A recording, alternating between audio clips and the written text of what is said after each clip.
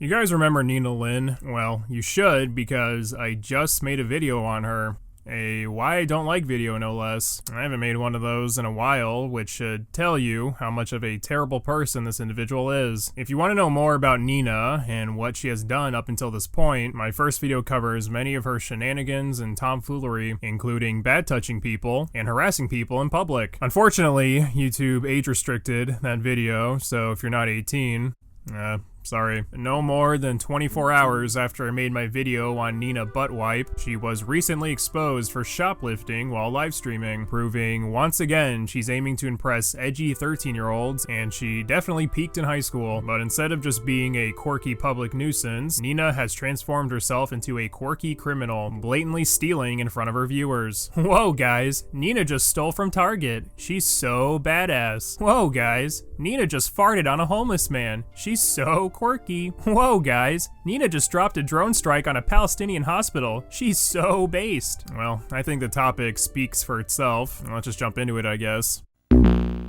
So recently, Nina livestreamed herself at a Target doing God knows what to those red orbs in front of the building. While walking around the Target, she picked up some groceries for herself, eventually made it to the self-checkout, where she purposefully forgets to scan the steaks in her cart, and instead scans butter, drawing no attention to what she did to anyone in the store or the people watching her livestream. So obviously, many people called Nina out for blatantly stealing, while livestreaming her crime in front of thousands, questioning her sanity and intelligence. So how did Nina respond to people who are just being haters? Oh no, he's wildin'. I'm telling you, bro, even if it was the stakes, bro, ain't nobody missing no fucking money, bitch. Calm the fuck down. No, Target is not losing no type of fucking money from some stakes, bitch. Fucking bum ass steaks. I don't give a shit. Yes. Avoiding accountability because me so cool, I don't care about morals. And I wonder if her maturity level could sink even more. Man, if I put this on Twitter too. Your mom's a bitch, you's a bitch, and happy holidays, all you hoes is bitches. Go ahead, put that on Twitter. I bet you won't. I bet you won't. Just put that on Twitter. I bet you won't. Yeah. Oh, that's good. Childish yo mama jokes followed up by laughing at your own shit joke. I'd say we're about here now. But there's no possible way that Nina, a woman in her mid-20s, could possibly lower the bar any more than she has. I don't give a fuck. I don't give a fuck, bitch. I don't give a fuck. Happy holidays, whores. Yo, like, I don't give a shit. Oh, hold on. Oh, matter of fact, you want to make a news? I got these from Target too, guys. Look, I got these from Target too. Guess how much I paid? $3.99.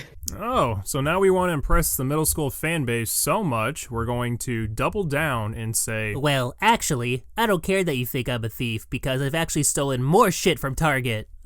Now that is what we call in the business an Uno reverse card, and nothing says owning the haters like admitting to more crimes you've committed. Just wait, we're gonna get a clip of Nina in handcuffs, and while she's getting escorted to the police vehicle, we'll all get to hear, what did I do? What did I do? What did I do? Some people, including Nina, write off stealing from Target because they're a big corporation and they're not going to miss a couple dollars, which is not only chimpanzee logic, but also extremely ironic coming from Nina. See, Nina and a couple of our other streamer friends got extremely butthurt recently because a waiter assumed that Nina and her streamer friends couldn't afford a $60 steak. 14, yeah?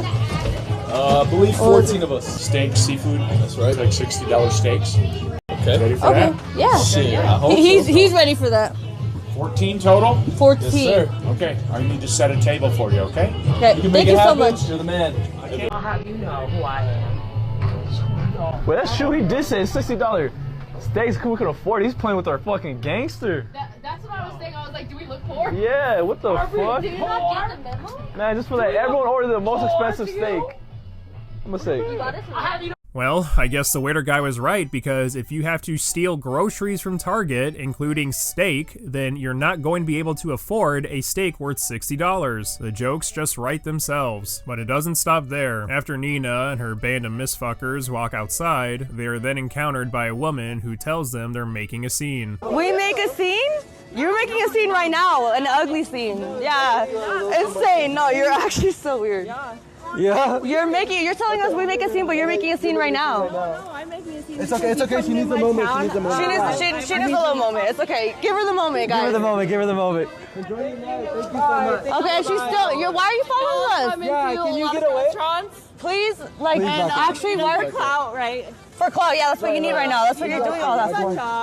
Where are you looking? Are you looking at us? After the first encounter finishes, the group ends up encountering this woman again, leading to Nina doing what she does best, act like a 9th grader to impress all the 7th graders watching. But Nina, wanting to look super macho tough, wants to pull the whole, hold me back, oh god, hold me back. And you also have her fucking friends in the back going, Nina, Nina. You act like a victim? Is that what you want to do? And I am. Is that what you want to do? Oh, and I'm so sorry. And like what you come out here is Right, right. No, it's not, because we're customers. No, you're not. No, you're not. I'll tell you one thing. I smack the shit out of you, bitch. What happened? For real.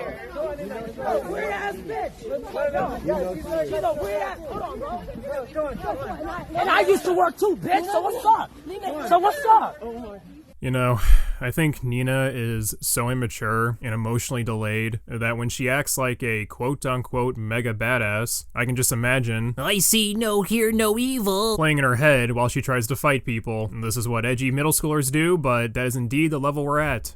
During this altercation, insults were thrown, Nina threatens to beat up the woman, yelling ensued. But don't worry everybody, this clip ends on a real high note. I guess Nina had the greatest comeback of all time because her group goes crazy high-fiving each other and Nina while they flip off the woman they're arguing with.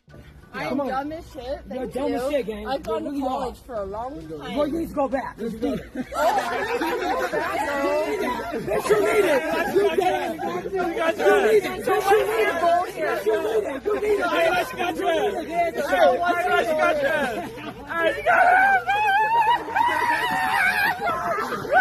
it.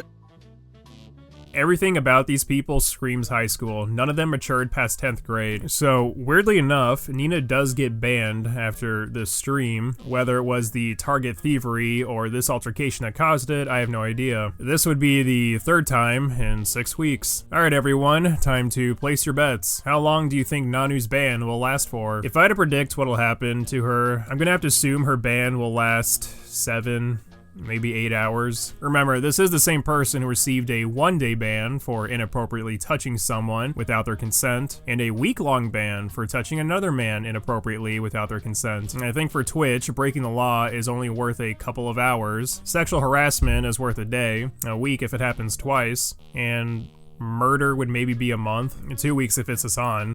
This next segment isn't exactly anything new, but it is something I wish I talked about in my previous video because it's definitely worth addressing, and it involves Nina's relationship with her sibling and her quote-unquote jokes about being an abuser in relationships. So, Nina actually admitted to being extremely abusive towards her sibling when they were children, and this lasted throughout some of their teen years as well. And Nina claimed that it was so bad that her brother fell into a deep depression. I was trying to be like an older sister, and like, mind you, I never met him for like 6 years since we were born. So I was like 8, he was 6. That's when we first met. And I was like, I have a little brother, I didn't know that. So we met up, because I actually grew up in a foster house. And then I moved in with my real parents when I was 8. It was very violent, like the foster house I was in. I loved them. I loved the people who took care of me. They took very good care of me. But they were also very traditional, as in very old school, where everything was very physical. Like, I'd been beat, obviously. Because in a foster house, I had 2 little younger brothers that weren't biological to me, but they were autistic. I would take care of them, and because they were sped, I would take care of them more. So when I had a brother that had all the chromosomes, I was like, you should be like, okay, like you should not be acting sped. Like you can't be, you know what I'm saying? Like you gotta be like. Let's not use the word sped. He wanted a sister, right? But I was like kind of rejecting him. I've always been beat growing up, so I was never taught the right way. It was always through action. So I was really aggressive with my younger brother, and he was like 6. So I beat him until he was like 15 or 13, all the way there. And like Child Protection Services came. We had to fly to China to evade the police and Child Protection Services because they were gonna put us in foster care. And we went to China for a month, came back. My dad almost got arrested because they thought it was my dad beating him, but it was actually me. And they all knew, but I wouldn't say anything, and I beat him more to not say anything to the police when they got interrogated. And then he got released. I think it wasn't the physical beating that was the worst part, it was the mental. Like it really hindered him, it disabled him from like being able to express himself. It took me like 6 years to say sorry to him. So I feel like that's why for me, I can't really be affectionate to a lot of people because I don't really know how to. So I only know how to be loud and aggressive, right? Now, despite this history Nina has with her sibling, she has also made multiple comments about what her ideal man or relationship looks like, explaining what her preferred dynamic is. And every single time this question is brought up, she proudly lists off traits of an abuser. You guys ask me, well, Nina, why you not date? Nina, why you don't have boyfriend? Nina, why you never have boyfriend? Why you, Nina, why don't you talk to someone? Nina, because this is what happens when I like you. I will go to jail. I will go to jail. Okay? I will go to jail. Because if I like you, it's done. By any means, anything will happen. By any means. What's enough for you to commit to a man? If you leave me the fuck alone, listen to my orders. If I tell you to do this shit, clean the house, come home with a nice full meal already ready for me, you know, we're not fucking, because that's just for breeding purposes. I'm not fucking you. You know what I mean? That's good enough for me. And also some guy just stay in his lane, never ask too many questions, don't bother me, that's it. My type is the obeying type.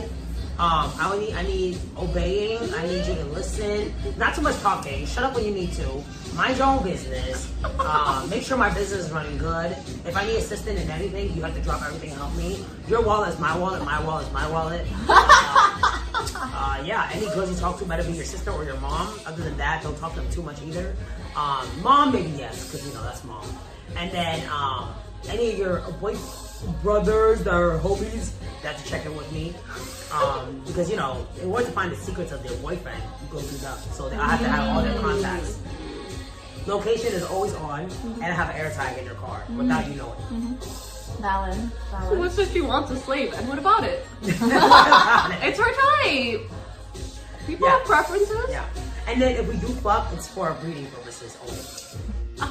I swear to God. Now, despite how horrible of a person Nina is, I will be giving her the benefit of the doubt and interpret this as joking. We'll use the best case scenario for this situation. But let's say that her joking around is the case. What's the joke? That you're abusive? Wow, that's fucking hilarious, Nina. I'm laughing just thinking about you giving your spouse a black eye. Nothing gets me giggling more like some good old domestic violence. And now again, if she is joking, then she's obviously doing this for shock humor, just to get a quick laugh. I sometimes rely on that type of comedy as well. But if I had a history of abusing one of my siblings for years, I probably wouldn't revolve my comedic shtick around being an abusive partner. That is the equivalent of me having a history of DUI manslaughter and then creating a character for my comedy routine named Drinky the Bus Driver. It kind of comes off in poor taste. Ban Nina now, forever. Lock this person up. She is a disaster level dragon. She would be a cadre within the Monster Association. This individual is too irresponsible to have a platform that large. Get her the fuck out of here.